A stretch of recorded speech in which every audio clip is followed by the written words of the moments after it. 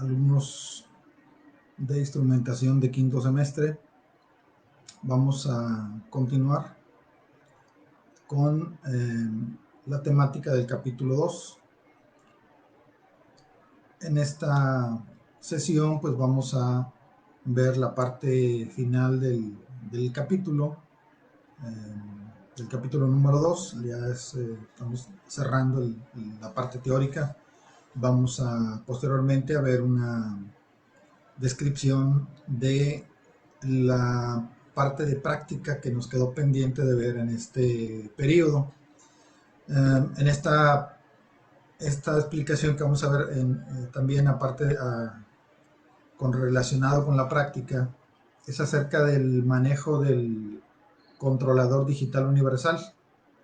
Este controlador digital universal, que es la parte práctica que precisamente nos interrumpió en lo que es esta contingencia de salud, nos interrumpió esa sección. Hubo un grupo de 2 o 3 compañeros de ustedes que sí alcanzaron a ver la parte inicial de la descripción del equipo, pero fue ahí cuando nos detuvieron y ya no pudimos en los demás grupos de la tarde continuar con las sesiones de práctica. Entonces ahorita lo que vamos a hacer es cerrar o ver el último tema o la última sección de la parte teórica y empezar con la descripción del uso del controlador industrial. Dentro de lo que es el manejo del controlador, pues básicamente es el interpretar su operación, su funcionamiento, que es el hecho de que yo vaya a hacer ahorita algunas demostraciones, o el día de mañana también, o pasado mañana, demostraciones de cómo es que funciona el controlador. Eso no elude de que tan pronto como sea posible reanudar las clases presenciales, ustedes vayan posteriormente a tener que cumplir con las sesiones de prácticas asociadas con este instrumento. Entonces más adelante, tan pronto se logre restablecer pues lo que es las clases presenciales, pues ya veríamos en qué tipo de protocolo se haría la reanudación de las prácticas. Entonces, a pesar de que, digamos, nosotros demos por concluido lo relacionado a lo que es el capítulo, esto no evita que por allá de agosto, aparentemente en la segunda semana de agosto, ya habrá permiso para realizar clases presenciales. Digamos que es el pronóstico que hay ahorita, de que en agosto, en la segunda semana, ya se puedan tomar clases presenciales. Entonces la idea es de que, a pesar de que yo haga aquí las demostraciones de las prácticas eh, que ustedes deben llevar en este capítulo 2, y aunque concluyamos ya la temática y aunque ya hayamos hecho exámenes del capítulo, ustedes estarán obligados tan pronto sea posible, en realizar estas prácticas, ¿sí? Bien, entonces hecha esa observación, vamos a continuar con lo que decíamos ahorita, la parte final del capítulo, y luego ver una descripción del controlador digital universal. Bien, vamos a empezar.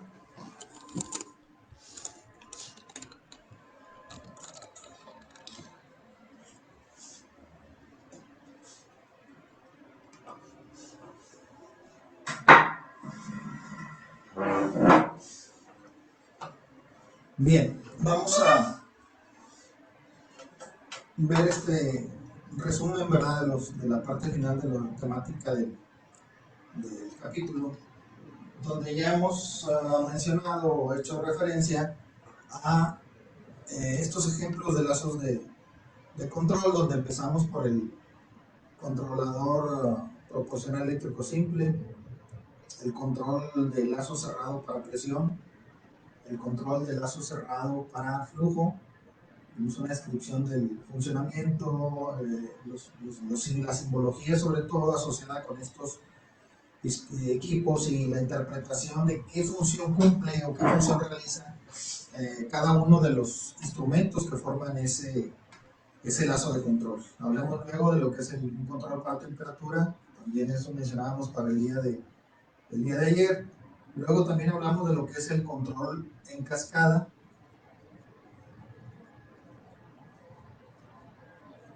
y mencionamos también acerca del control digital directo, que es el uso de una computadora industrial para llevar a cabo los lazos de control. En la parte final de este capítulo o de esta sección está el control supervisor. El control supervisor, que es una modificación al control digital directo, en la cual simplemente se le hace una adaptación de equipo adicional a ese control digital directo. Entonces, cuando hablamos del control eléctrico simple, pues mencionamos que la pieza básica o clave para hacer el control eléctrico simple es un motor de fase de partida reversible del tipo proporcional, clasificado como servomotor, para manipular un damper o una compuerta y hacer una regulación, ya sea en el manejo de gases de escape, el manejo de combustible de alimentación a un quemador, etcétera. Eh, Hablamos en esa sección pues, de lo que es los bornes de terminales eléctricas de conexión para ese motor, el ajuste de las levas auxiliares para limitarle el viaje que no sea del 0 al 100%, sino algún otro que se ocupe, digamos del 25 al 75, del 30 al 60, según se requiere. Hablábamos también pues, de su circuito descriptivo, el circuito descriptivo asociado con el funcionamiento de ese motor de control. También hacíamos referencia a manera de visualización de los componentes que hemos estado manejando a través de las diferentes clases, desde válvulas, transmisores, convertidores, controladores, registradores, las componentes básicas de un lazo de control, de un sistema de control de lazo cerrado. Describíamos pues, la secuencia de lazos de control, por ejemplo, mencionamos el sistema de control de lazo cerrado para la variable de presión, qué función cumple, qué símbolos representan esos instrumentos. Lo mismo para un sistema de control de lazo cerrado para flujo, con sus componentes asociados. Luego, pues la descripción también de cómo operan los lazos de control de lazo cerrado para temperatura y cómo en estos lazos hay una influencia de factores que condicionan la operación de un lazo de control, donde hay más de una variable involucradas en el correcto funcionamiento. Cuando son sistemas pequeños o de poco tamaño, pocas dimensiones, pues es muy fácil o muy directo hacer el control de la variable, pero cuando son hornos industriales o equipos grandes, voluminosos, hay factores en los cuales hay una segunda variable que te va a estar afectando en el lazo de control, la cual pues también mencionábamos que dicha variable tiene que ser monitoreada, como en este caso que hablábamos de el control en cascada para dos variables, donde veíamos que la variable de flujo del combustible de la alimentación hacia los quemadores de los hornos puede estar afectando el, el correcto funcionamiento de alguno de los equipos. Entonces ahí mencionábamos lo que es el sistema de control en cascada. Luego hablamos del control digital directo, que se basa en el uso pues, de equipo electrónico o de computadoras industriales para hacer la regulación de los lazos de control, en donde pues ese equipo electrónico, esas computadoras industriales, realiza la función de monitorear o leer todo un grupo de lazos de control que forman el proceso de producción en una planta, en donde esa computadora central regula el correcto funcionamiento de no solo uno, sino de todos los lazos de control de la instalación, formando el llamado control digital directo. Dicho control es muy confiable y seguro si la computadora industrial que se está utilizando cumple con las normas de instalación y de eh, ambientales de servicio. Eh, ¿A qué me refiero con esto? Bueno, que una computadora industrial que va a ser el control de toda una planta productora, de toda una planta de producción, pues necesita estar en un lugar adecuado, en un lugar climatizado, libre de humedad, humedad cero, por lo menos más cercano a cero, ya que es un equipo que la humedad pues, va a hacer que falle, ¿verdad? Entonces un equipo que debes de tenerlo bien aislado de condiciones de alta temperatura o condiciones extremas de temperaturas, pero también libre de humedad. Ese es un factor clave para los equipos electrónicos que no deben de estar en contacto con la humedad, porque la humedad va a provocar pues diversas fallas tanto en el monitoreo del sistema como en lo que es la parte operativa, diferentes tipos de error. Entonces, eventualmente, pues esa computadora podría presentar algún tipo de fallo. Inclusive, pues, esto no quita que en los restos de los componentes que mencionábamos también el día de ayer, pues, hablábamos de lo que son los convertidores análogo digital y digital analógico que se requieren en estos sistemas. Hablábamos de los multiplexores y los demultiplexores, que son circuitos también electrónicos. Y todos esos dispositivos, los acondicionadores de señal también, pues van a estar sujetos a que en un momento dado pudiera presentarse en ellos algún tipo de falla. Ya no tanto en la computadora, sino en su equipo periférico.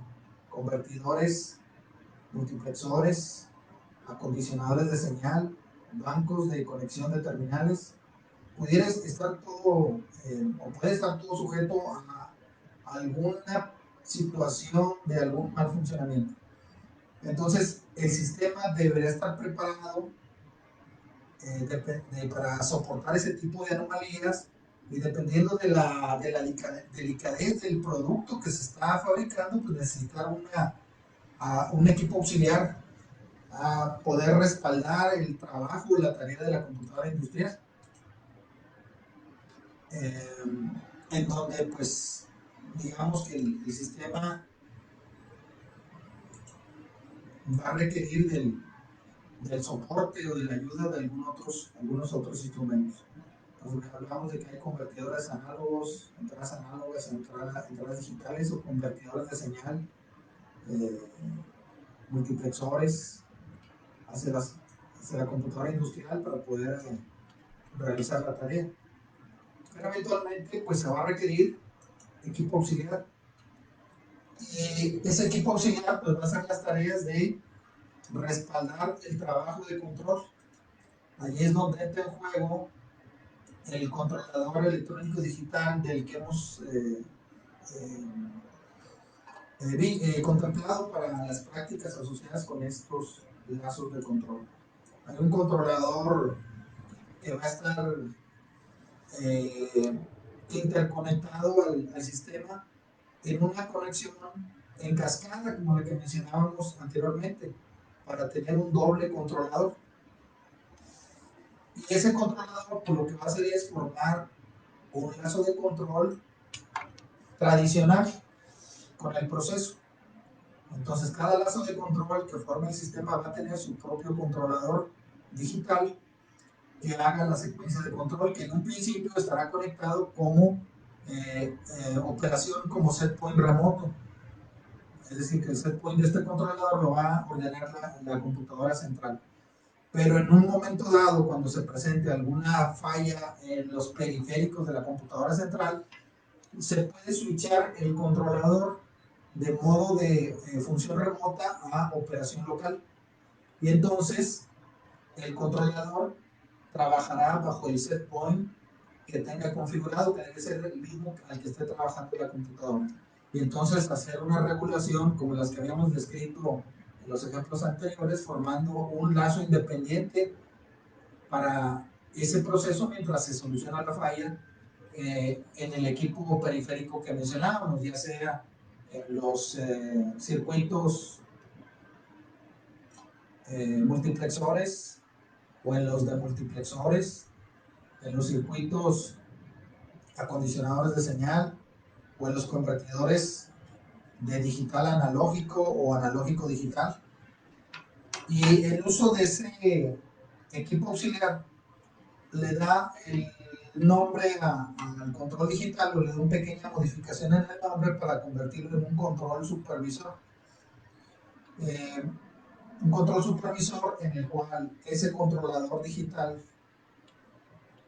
va a estar ayudando, auxiliando en el respaldo de los lazos de control, ¿sí? Para que los lazos de control que mencionábamos, que son lazos múltiples para una computadora industrial, los pueda trabajar o pueda quedar en manos de cada uno de esos controladores, ¿sí? O sea, que cada controlador haga o forme el lazo de control respaldando el trabajo de la computadora, y ya cuando se solucionen o se corrijan las situaciones a las averías, ese controlador digital se volverá a poner en modo de control remoto, ¿sí? Un control con un set point remoto eh, siguiendo una señal de set point externo.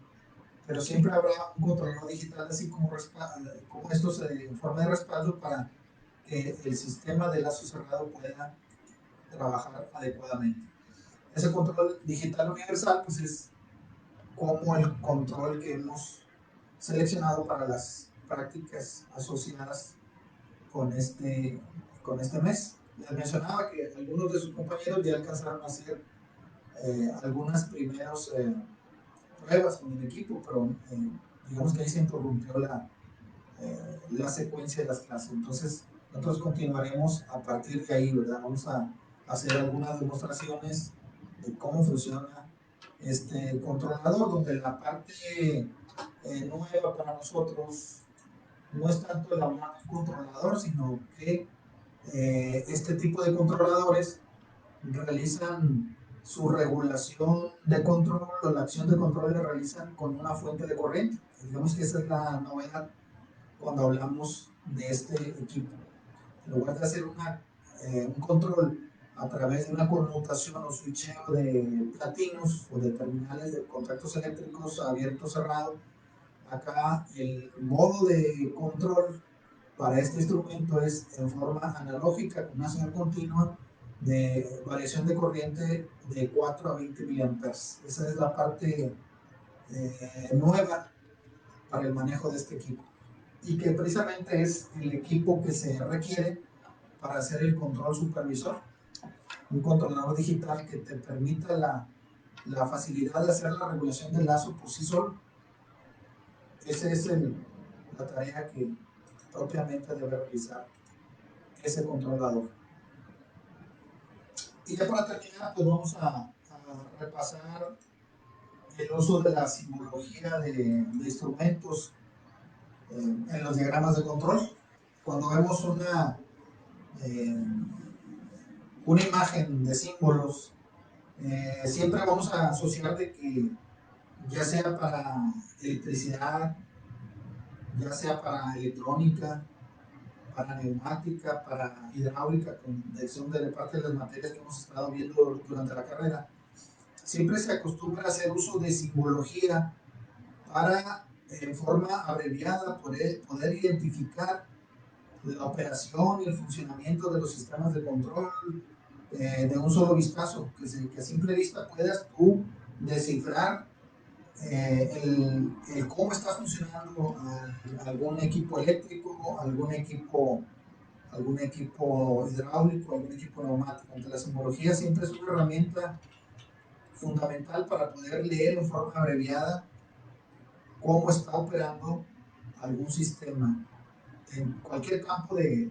lo que es las ramas de la técnica, de la tecnología, en todas las ramas de las técnicas, de los eventos de equipo técnico, vamos a ver el uso de diagramas. Entonces, vemos diagramas de alambrados eléctricos en forma de símbolos, vemos diagramas electrónicos, vemos diagramas hidráulicos, diagramas neumáticos, donde en forma sencilla, en forma simple, podemos leer los componentes de un sistema de control. Entonces aquí vamos a echarle un vistazo a la simbología eh, que se utiliza también en instrumentación.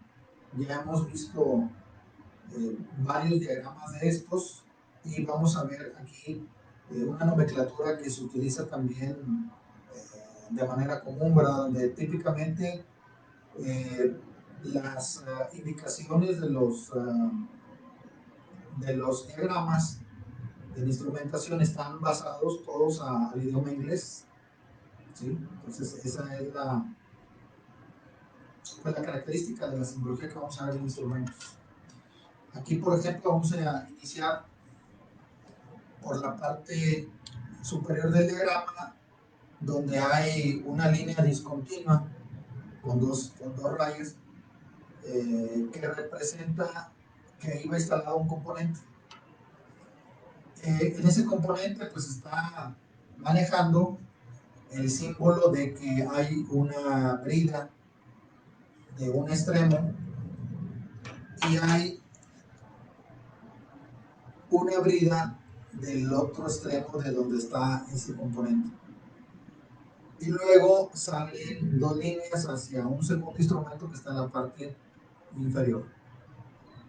¿A qué hace referencia esto? Bueno, a que en este punto está ubicado un elemento primario de medición para la variable de flujo.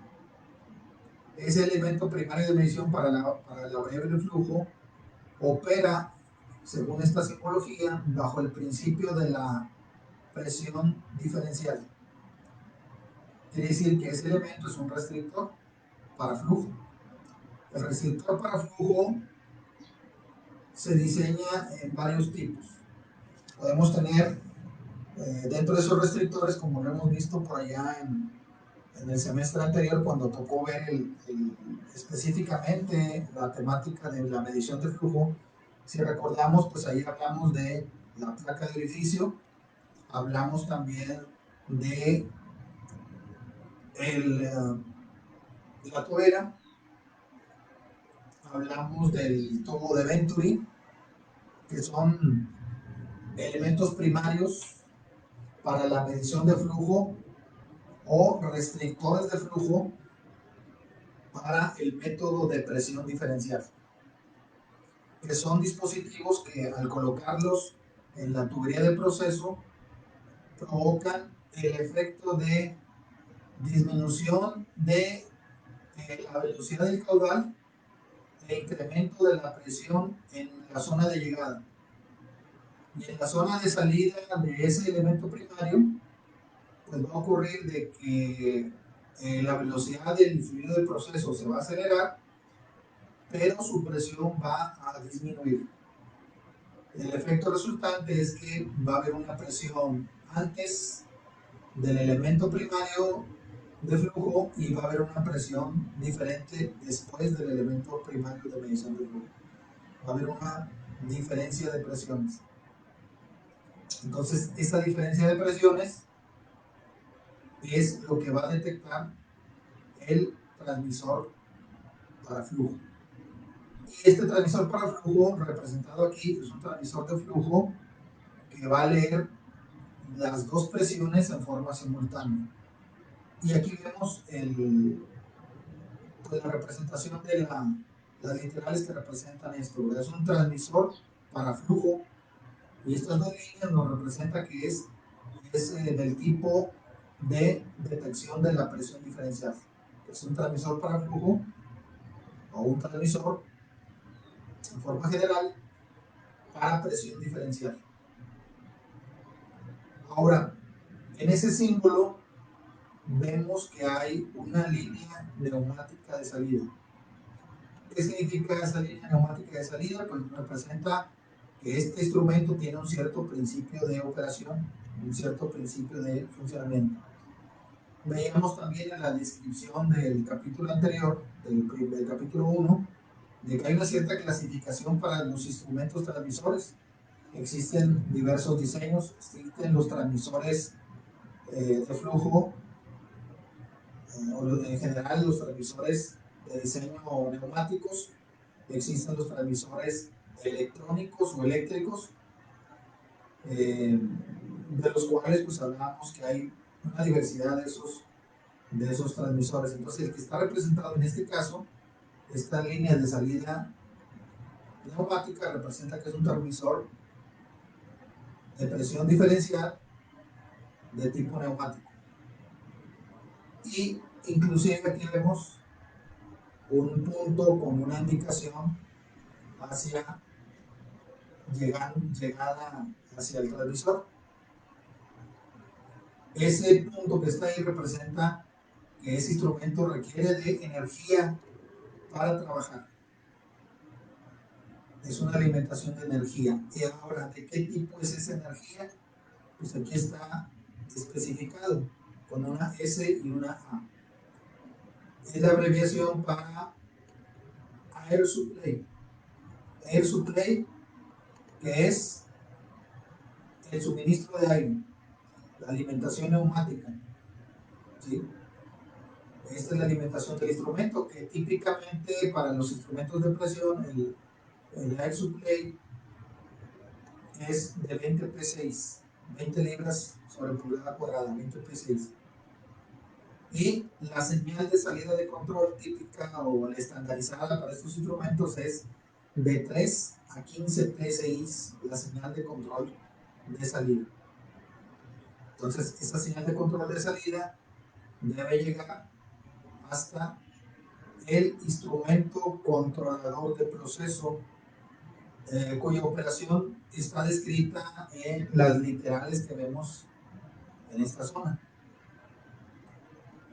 indicando que es un instrumento controlador e indicador para flujo. Controlador e indicador de flujo. Entonces, este es el símbolo del instrumento. Es un instrumento montado en campo, en este caso. Esta línea horizontal me indica que está instalado en campo. Si no llevara la línea, quiere decir que estuviera ese instrumento en una cabina de control. Ahora, también vemos aquí la alimentación del instrumento. Air supply, alimentación de aire, suministro de aire. Air supply, para la alimentación de este controlador de proceso, que también su alimentación típica es de 20 PSI. Y de esa alimentación va a sacar su señal correctiva hacia el elemento final de control. ¿Sí? Entonces va a generar su señal correctiva en forma de aire para ubicar en qué posición deberá quedar el elemento final de control. En este caso, pues vemos que la señal debe llegar hasta el símbolo que vemos de la válvula neumática de control, una válvula de diafragma. Entonces, aquí repasando el asunto de que el transmisor necesita energía para producir su señal de control y el controlador también necesita un suministro de energía.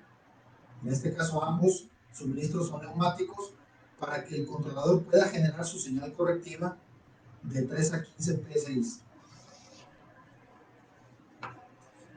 Ahora bien, esa señal correctiva está llegando a un instrumento antes de la válvula. Aquí vemos un cuadro que está un instrumento llegando la señal del control y además ese instrumento está recibiendo un suministro de aire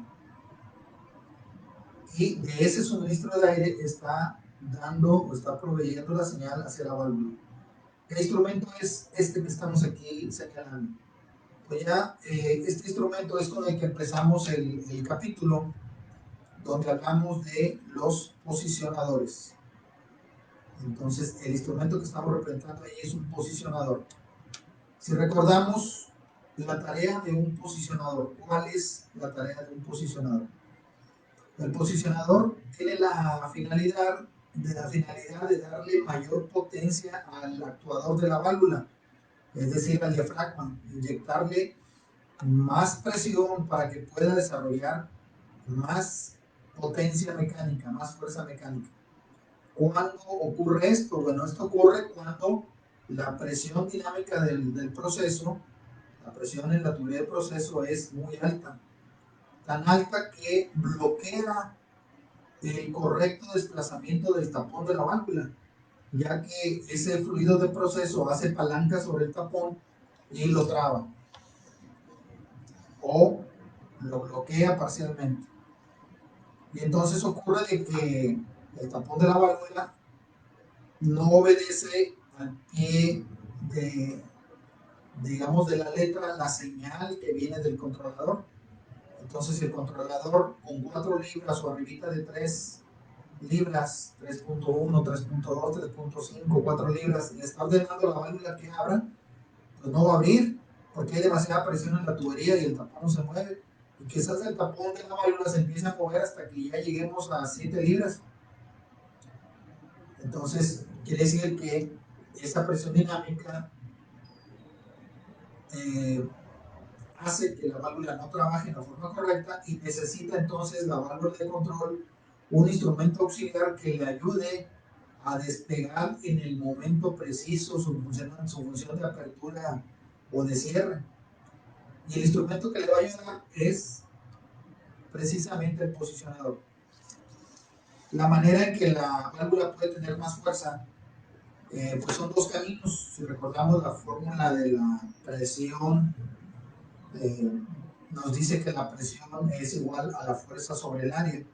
Si queremos identificar cuánta fuerza desarrolla una válvula, pues habríamos que multiplicar el área del diafragma de la válvula, multiplicarlo por la presión de trabajo que está llegando al diafragma. Y esto nos va a dar una fuerza. Si recordamos por ahí de las prácticas que vimos en el semestre pasado con las válvulas, y una de las prácticas que hicimos ya durante este mes con un regulador de presión, pues ahí veíamos o determinábamos cuánta fuerza es capaz de desarrollar un diafragma en estos equipos. Pues veíamos ahí que el cálculo nos daba de que una presión típica de 15 psi o 1 kilogramo sobre centímetro cuadrado iba a dar por resultado un desarrollo de una fuerza mecánica que andaba por ahí según el tamaño del diafragma que les haya tocado, en el que les haya tocado trabajar para hacer las mediciones físicas.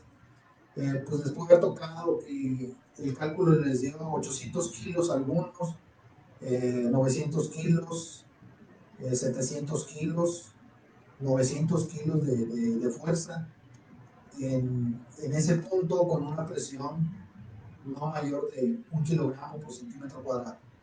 ¿Qué significa eso? Bueno, que la válvula pues, de por sí es capaz de desarrollar una fuerza bastante alta, pero hay ocasiones en que aún así, debido a el tamaño o las dimensiones o el flujo del fluido de proceso, esa presión o esa fuerza desarrollada por el diafragma de la válvula no es suficiente para mover el tapón debido a la presión dinámica tan intensa que se puede presentar en la tubería de proceso.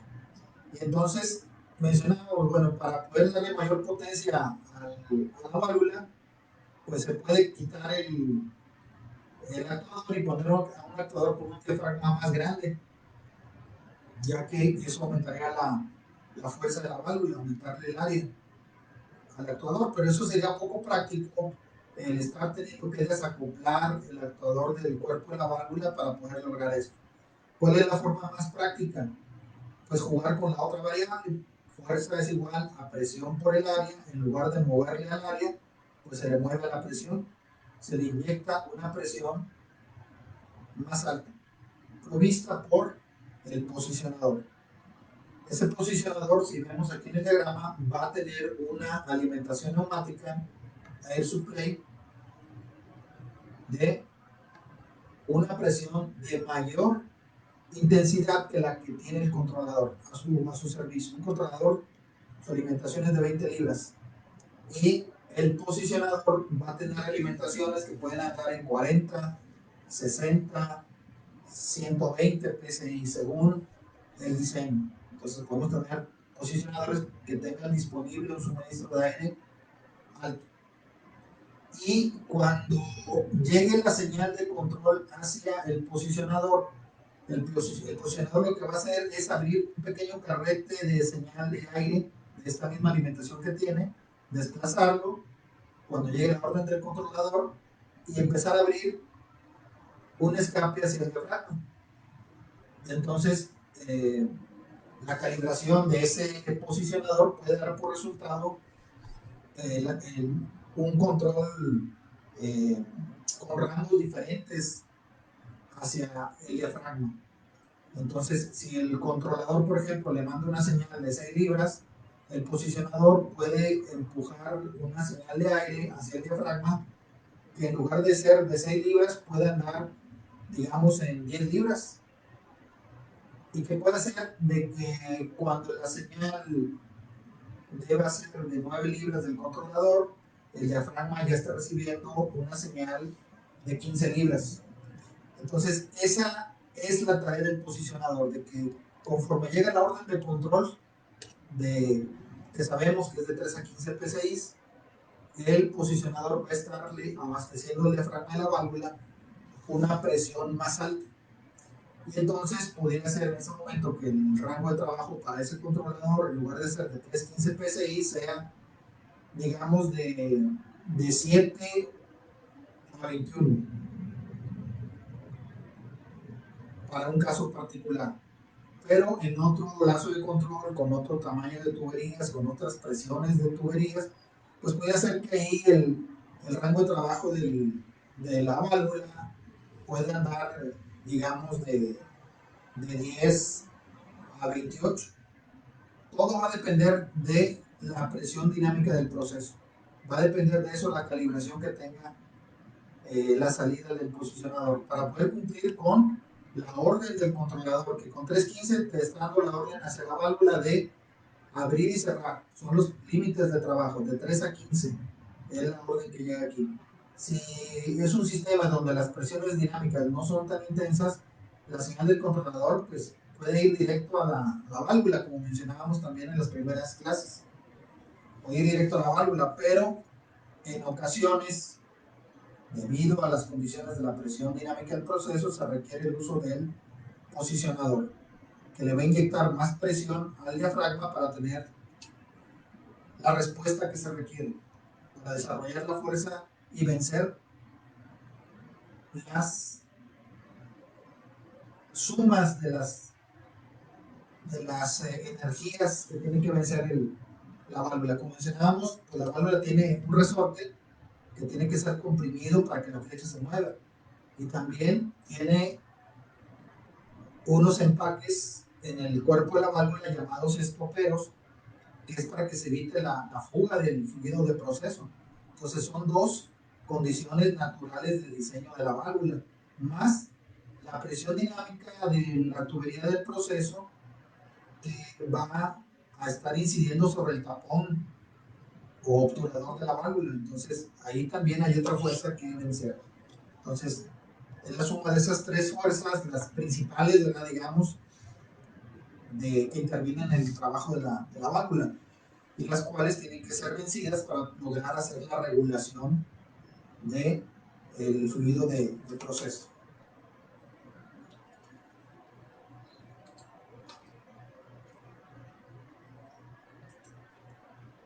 Aquí tenemos otro diagrama donde podemos ver la ubicación de componentes en un lazo de control.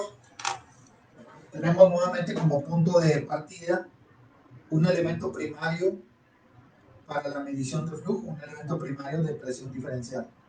Luego tenemos un transmisor de presión diferencial realizando la tarea de monitorear el flujo por el método de presión diferencial. Un transmisor para flujo que trabaja por el método de presión diferencial. Luego pues vemos el suministro de la alimentación de aire, pero también vemos como otro accesorio adicional un indicador de flujo. O sea, que un instrumento que va a leer la señal de aire de 315 lo va a interpretar como el valor actual de la variable de proceso y luego te lo va a mostrar en una carátula, en una carátula que te va a decir cuánto flujo está pasando por la tubería. Más hacia abajo vemos también otro instrumento que va a estar colocado ya en el campo, como vimos en el ejemplo anterior, todos los instrumentos estaban en la zona de campo. Ahora hay instrumentos que van a la parte posterior del tablero que está en la cabina de control.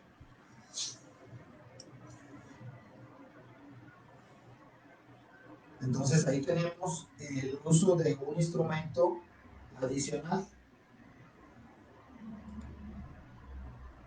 Este instrumento es un extractor de raíz cuadrada para la señal de flujo y que pueda ser graficado o indicado en la manera correcta.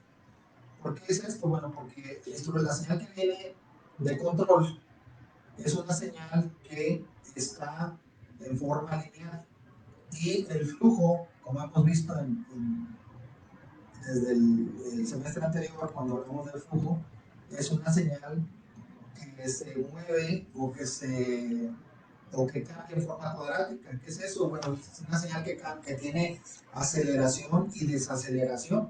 Por eso es necesario un instrumento que haga el acondicionamiento de la señal para que pueda ser registrada en la forma correcta, para hacer el monitoreo de la forma adecuada. Entonces la señal también va a llegar al controlador de proceso que va a estar ahora ubicado en una cabina de control. Estos son instrumentos que van a ir en la cabina de control. Luego el controlador pues debe reenviar su señal correctiva otra vez hacia el instrumento posicionador y hacia la válvula de flujo. Entonces es un ejemplo de cómo podemos interpretar los diagramas de control, que esa es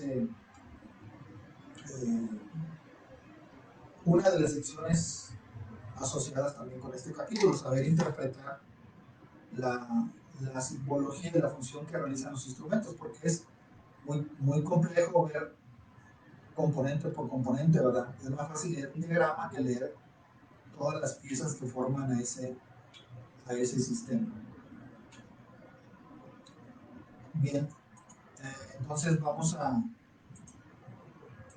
echarle un vistazo como introducción a lo que mencionábamos hace un instante, ¿verdad? Que los sistemas de control digital o control supervisor con una computadora también se utilizan los controladores digitales para formar lazos específicos y poder hacer un respaldo de las tareas de control usando los controladores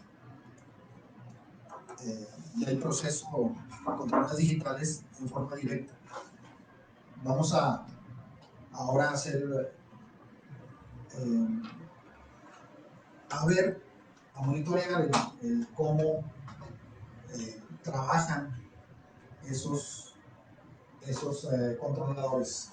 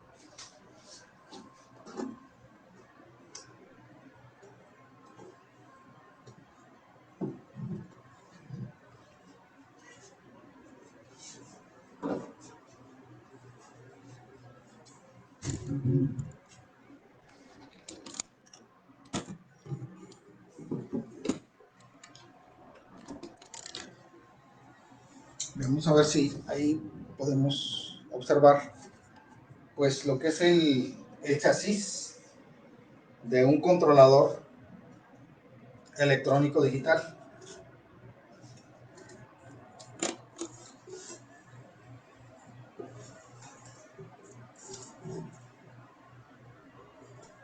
Este controlador es el que usamos regularmente en las prácticas allí en nuestro laboratorio de instrumentación industrial.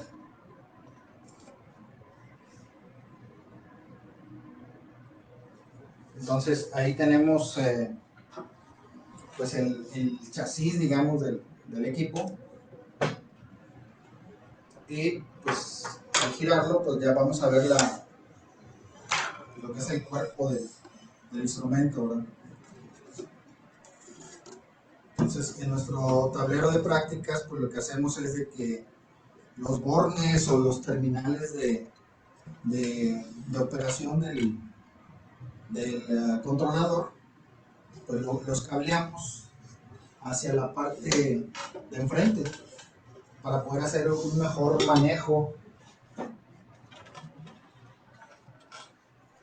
manejo del, eh, del instrumento, para poderlo maniobrar, así como estoy haciendo ahorita, con más facilidad, para evitar tener que estar dándole la vuelta a cada rato para poder hacer alguna conexión, alguna demostración del funcionamiento del controlador.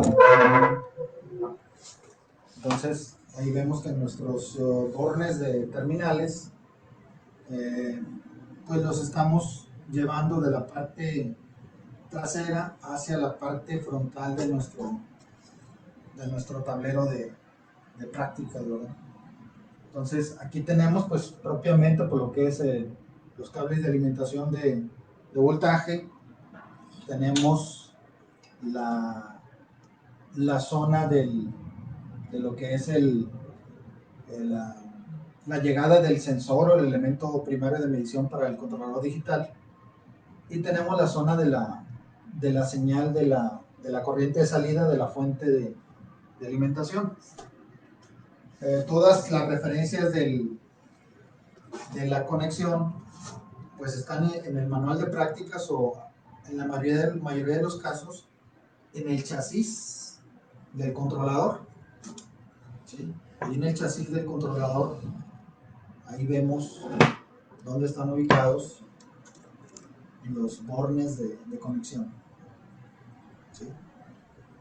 Entonces quizá por ahí algunos de ustedes sí alcanzaron a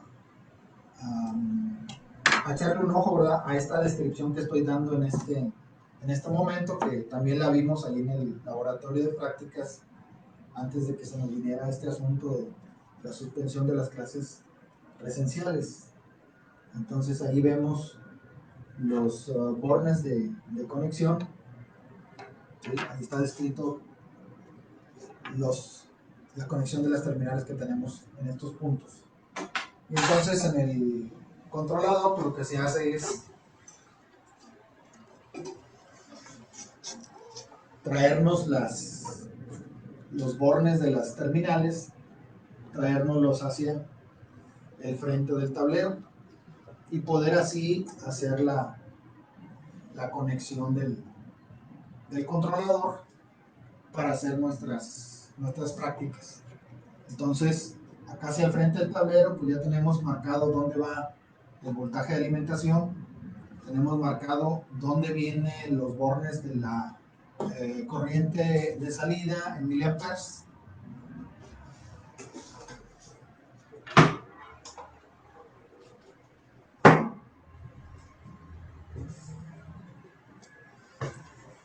Y tenemos marcado también dónde va el elemento primario de medición. Entonces, voltaje de alimentación, voltaje a 110, la corriente de control de salida, fuente de corriente de 4 a 20 miliamperes, y el tipo de elemento primario de medición para la variable. Este es un asunto pues muy importante, ya que este controlador digital, está clasificado como un controlador digital universal. ¿A qué se refiere el concepto de que sea un controlador digital universal? El término universal se refiere a que puede monitorear o leer señales de diferente tipo de sensor. Si recordamos, un semestre anterior teníamos por ahí el manejo de controladores digitales, controladores industriales, diseñados específicamente para leer termopares tipo J. Pero en el caso de este controlador, está diseñado para funcionar en base a un software en el cual puedes instalarle un termopar tipo J, puedes instalarle un termopar tipo K, un tipo R, un tipo S, etcétera. Puedes instalarle la señal que venga de un transmisor electrónico de 4 a 20 miliamperes, ¿sí? Puedes instalarle también pues, la señal de algún tipo de sensor específico que esté diseñado para entregar, por ejemplo, un voltaje de 10 a 50 milivolts o algún otro tipo de controlador o algún otro tipo de sensor que pueda ser de, de algún otro valor de su parámetro de trabajo. ¿Sí? Podemos tener algún, algún dispositivo, por ejemplo, un sensor de, eh, de señal que te estuviera detectando una variaciones de presión y que te traiga una señal de 0 a 10 volt, por ejemplo, algún otro tipo de sensor que te esté dando una señal de 0 a 5 volt de corriente directa o de 0 a 50 milivolts, etcétera, ¿verdad? Incluso puede leer señales no estandarizadas como las que estoy mencionando en voltajes, o puede ser señales no estandarizadas en corriente, inclusive, pues en lugar de leer una corriente de 4 a 20 miliamperes, estar leyendo una corriente de 0 a 20 miliamperes, que es una señal no estándar. Eso lo hace un instrumento pues de mayor versatilidad. O sea que digamos que lo usual de lo que es el diseño de este instrumento es monitorear, digamos, su menú más amplio es para temperatura, pero también se puede utilizar para control de presión y algunas otras variables. Entonces, eso le da una diversidad en su operación y de ahí el nombre, ¿verdad? Un controlador digital universal. Este controlador digital universal, pues que puede leer o monitorear diferentes tipos de variables. Entonces, por eso vemos aquí en el listado, ¿verdad? De los tipos de entradas. Podemos ver entrada para termopar, entrada para RTD, resistencia dependiente de temperatura, entrada de voltaje de directa o entrada en miliamperes. Esa es, digamos que es la tabla descriptiva de sus bancos de terminales que mencionábamos que pues están cableados hacia el frente para facilitarnos las prácticas, ¿verdad? Aquí están los bornes de terminales para la salida en corriente de 4 a 20 miliamperes. Digamos que mencionamos, esa es la novedad con respecto a los controladores que usamos el semestre anterior. En cuarto semestre usamos controladores que su trabajo de control lo hacían en base a conmutación o switcheo de contactos o platinos eléctricos que pasaban de normal abierto a normal cerrado al llegar al set point y viceversa cuando la señal caía por debajo del set point. Entonces ahí tenemos también nuevamente la representación del banco de los bornes de alimentación para el instrumento y pues los terminales,